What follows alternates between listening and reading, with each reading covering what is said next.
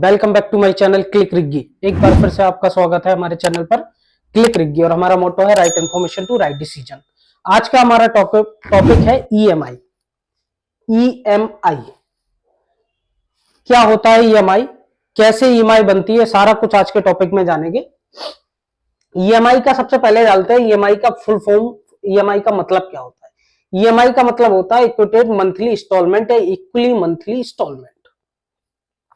अब ईएमआई को समझते हैं कि ईएमआई कैसे काम करता है।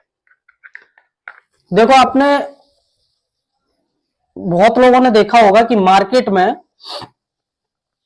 या हमारे यहाँ समाज में, हमारे यहाँ कई लोग ऐसे होते हैं हमारी सोसाइटी में जो फाइनेंशियल स्थिति जिनकी स्ट्रांग होती है, फाइनेंशियल कंडीशन जिनकी स्ट्रांग होती है, वो क्या करते हैं कि एक प्राइवेट फाइनेंस कर देते हैं। कोई बंदे को जरूरत है फाइनेंस की, वो उसके पास जाता है, वो कहता है मुझे इतने इतने पैसे चाहिए, वो उस पैसे को दे देते हैं और उस पैसे के बदले उनसे इंटरेस्ट लेते हैं और प्रिंसिपल अमाउंट लेते हैं। उनका तरीका क्या होता है, जितना मैं जानकारी जुटा पाया उस तरीके से मैं आपको बता रहा हूं।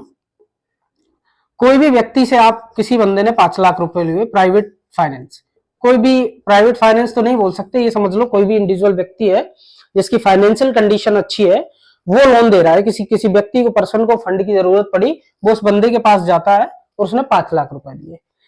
अब बंदा क्या कहता है कि इस 5 लाख का जो भी XYZ इंटरेस्ट है वो आप मुझे एवरी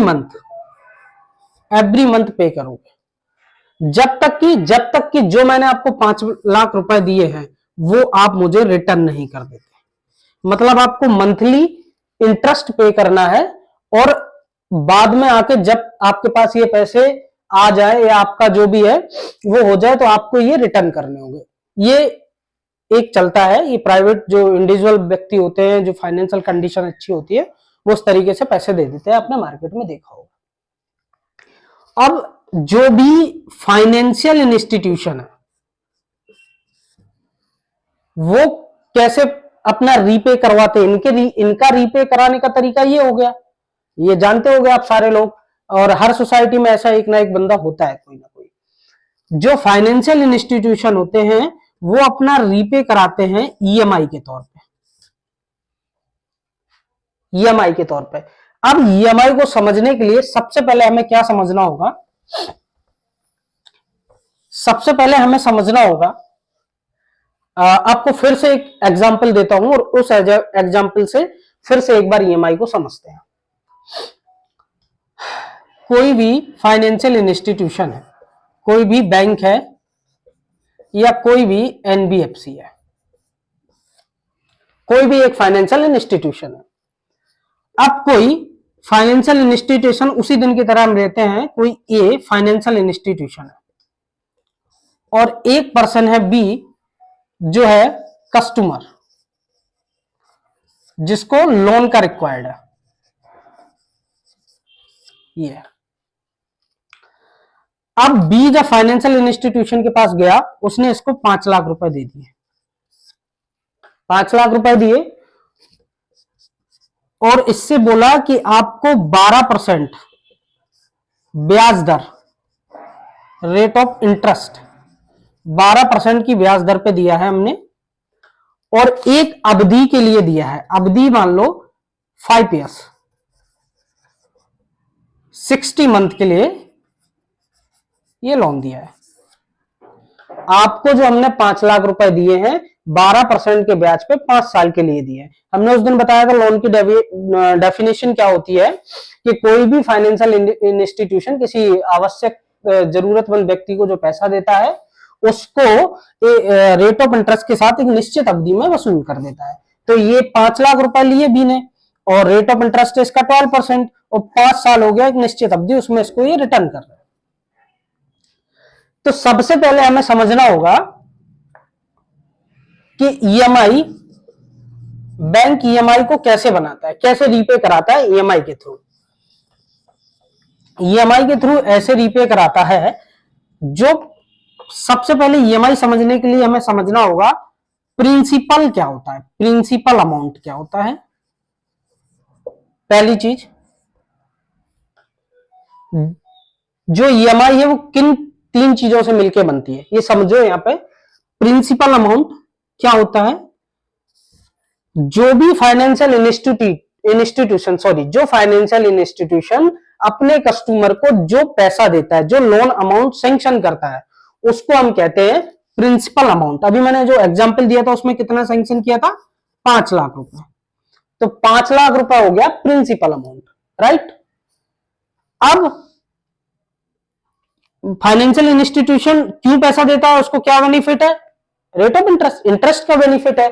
तो दूसरी चीज होती है इंटरेस्ट। पहला पॉइंट हो गया प्रिंसिपल अमाउंट, दूसरा हो गया इंटरेस्ट। 12% इंटरेस्ट पे उसने दिया था, दो चीजें क्लियर। तीसरा हो गया टाइम पीरियड, टेनर। अभी मैंने बताया था कि उसने 60 मंथ यानी कि 5 साल के लिए लोन दिया था। 3 चीजों के साथ रीपे करवा रहा है लोन को। प्रिंसिपल अमाउंट जो दिया था, इंटरेस्ट उसमें ऐड करके एक निश्चित अवधि के साथ वो बैंक, जो कस्टमर है वो बैंक या एनबीएफसी जिससे भी उसने लोन लिया होगा उसको वो रीपे करेगा, ठीक है। तो ईएमआई कैसे कैसे बनती है, सिंपल से निकल के आ रहा है। प्रिंसिपल अमाउंट मैं आपको एक बार 3 चीजों से बनती है, मैंने आपको क्लियर कर दिया। प्रिंसिपल अमाउंट क्या होता है, जो लोन अमाउंट है उसको हम प्रिंसिपल अमाउंट कहते हैं। जो फाइनेंशियल इंस्टीट्यूशन जो अपने कस्टमर पर प्रिंसिपल अमाउंट के ऊपर जो इंटरेस्ट लेता है, इंटरेस्ट लगाता है, उसको इंटरेस्ट बोला जाता है। और जो निश्चित अवधि देता है, जो टाइम पीरियड देता है, उसको हम टेनर बोलते हैं। 3 चीजों से ईएमआई बनती है। एक तो 3 चीजों से ईएमआई बनती है, एक तो हो गया प्रिंसिपल अमाउंट, प्लस हो गया रेट ऑफ इंटरेस्ट, प्लस हो गया टेनर। ये 3 चीजों से, इन 3 चीजों से हमारी ईएमआई बन जाती है। अब क्या बेनिफिट है, जो मैंने आपको भी बताया था कि एक इंडिविजुअल पर्सन होता है जो फाइनेंशियल जिसके अच्छे हैं, वो पैसा देता है तो हर मंथ इंटरेस्ट वसूल करता है। ऐसा कई जगह देखा होगा आपने। अब मान लो वो बंदा एवरी मंथ सिर्फ इंटरेस्ट वसूल कर रहा है, तो जो प्रिंसिपल अमाउंट है वो एज इट इज वहीं के वहीं है, इंटरेस्ट चला जा रहा है। आपको लास्ट में आके जब भी आपको ये अपना लोन एंड करना होगा, ये खत्म करना होगा, तब आपको जो आपने प्रिंसिपल लिया था वो पूरा देना पड़ेगा। आप इंटरेस्ट देते आ रहे हो, ठीक है, राइट। ईएमआई में क्या होता है, बैंक क्या करता है, बैंक ने क्या किया, कुछ हिस्सा प्रिंसिपल अमाउंट का लिया, कुछ हिस्सा इंटरेस्ट का लिया, इन दोनों को कैलकुलेट कर दिया और एक फिक्स ईएमआई बना दी एवरी मंथ की। कैलेंडर डेट के हिसाब से एवरी मंथ उसको एक डेट दे दी कि आपकी ये ईएमआई है, एवरी मंथ आपको ईएमआई पे करनी है। तो जब आपका प्रिंसिपल अमाउंट और इंटरेस्ट दोनों ऐड हो गया, तो आपका जो प्रिंसिपल अमाउंट है और जो इंटरेस्ट है दोनों एक साथ आपके रन कर रहे हैं, करेक्ट है ना। तो जब ये लास्ट मान लो 60 मंथ के लिए दिया था, 5 साल के लिए दिया था, जब आपके 5 इयर्स कंप्लीट होंगे तो आपका ये प्रिंसिपल अमाउंट और इंटरेस्ट दोनों जीरो हो जाएगा। लेकिन उसमें क्या होता है, उसमें इंटरेस्ट जा रहा है, लास्ट में आपको प्रिंसिपल अमाउंट देना पड़ता है, इतना अंतर होता है। इसको बोलते हैं हम ईएमआई का प्रोसेस। तो आप ईएमआई समझ गए होंगे थोड़ा बहुत कि ईएमआई का प्रोसेस होता क्या है। ईएमआई के थ्रू बैंक रीपे करवाता है कस्टमर से। ईएमआई एक सुविधा है, ये मैं अगले वीडियो में इस पे अच्छी तरह आपको बताऊंगा कि ईएमआई का बिहेवियर बैड है कि गुड है, अभी आपको बताऊंगा। लेकिन अभी ये समझते हैं कि ईएमआई क्या है। मैंने आपको बताया principal amount plus interest equal to EMI. ये एक इजी वे है बैंक को रीपे कराने में, और ये कस्टमर को भी इजी है। उसका प्रिंसिपल अमाउंट और इंटरेस्ट दोनों लास्ट में आके जीरो हो रहे हैं, तो ये इजी है। उस वाले जो आपको बताया था मैंने, उससे ये ज्यादा इजी है, मेरे हिसाब से इजी लगता है मेरे को। तो ये हो गई ईएमआई की डेफिनेशन, सिंपल सा है, सिंपल सी डेफिनेशन है। आप बोल सकते हो कि जो बैंक कोई भी फाइनेंशियल इंस्टीट्यूशन जो अपने कस्टमर को पैसा देते हैं, उसका रीपे एक ईएमआई के रूप में उसका रीपे कराती है, इक्विटेड मंथली इंस्टॉलमेंट के रूप में उसका रीपे कराती है, जिसमें प्रिंसिपल और इंटरेस्ट अमाउंट ऐड होता है। इसको हम ईएमआई का प्रोसेस कहते हैं। आप लोग कहीं भी जाते होगे, आज क्रेडिट कार्ड में आप जाओ, कोई भी चीज परचेज करते हो तो ईएमआई में कन्वर्ट करने के लिए बोलता है। हर जगह आपको अब ईएमआई का ऑप्शन मिल जाता है। ईएमआई का हर जगह आपको ऑप्शन मिल जाएगा। आप कोई भी इलेक्ट्रॉनिक सामान लेने जाओ, आपका बजट नहीं है तो आप उसको ईएमआई में कन्वर्ट करा सकते हैं।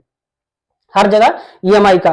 तो right information to right decision, मैंने ईएमआई का क्यों बताया, आप जहां भी जाओ, जहां भी किसी भी चीज को ईएमआई पे अगर परचेज कर रहे हैं तो हमेशा मैं आप लोगों को बता रहा हूं, ये अपने फोन में जाइए, गूगल प्ले स्टोर में जाइए और आप आसानी से अपनी ईएमआई के कैलकुलेट को, ईएमआई कैलकुलेट कैसे करेंगे, ईएमआई कैलकुलेटर को आप जेब में रख सकते हैं। आपके पास फोन है, मैं स्क्रीन पे बता रहा हूं, स्क्रीन पे देखिएगा, ईएमआई कैलकुलेटर डाउनलोड करिएगा। जैसे आप ईएमआई कैलकुलेटर डाउनलोड करेंगे, प्ले स्टोर से जाके ओपन होगा, उसमें ईएमआई कैलकुलेटर को आप जेब में रख के घूमिएगा। आपके पास फोन है, आप फोन को ओपन करिएगा, गूगल प्ले स्टोर में जाइएगा, ईएमआई कैलकुलेटर लिखिएगा, कई सारे आपके पास ऑप्शन आएंगे, कोई भी ईएमआई कैलकुलेटर डाउनलोड करिएगा। उसमें 3 ऑप्शन मिलेंगे आपको, loan amount, interest and tenure. Loan amount डालिएगा, इंटरेस्ट डालिएगा एंड टेनर डालिएगा। तीनों चीजों को आप कैलकुलेट करेंगे, आपकी मंथली ईएमआई निकल के आएगी। आपको जो टोटल टेनर में जो इंटरेस्ट देना है वो इंटरेस्ट अमाउंट निकल के आएगा, सारा कुछ आपको निकल के आएगा। तो मेरा वीडियो बनाने का पर्पज ये था कि आप कहीं भी कुछ भी परचेज करने जा रहे हैं, कोई लोन ले रहे हैं, कुछ भी कर रहे हैं, आपको ईएमआई का पता होना चाहिए कि हमारा प्रिंसिपल कितना है, हमारा इंटरेस्ट कितना है, सारी चीजें आपको पता होनी चाहिए।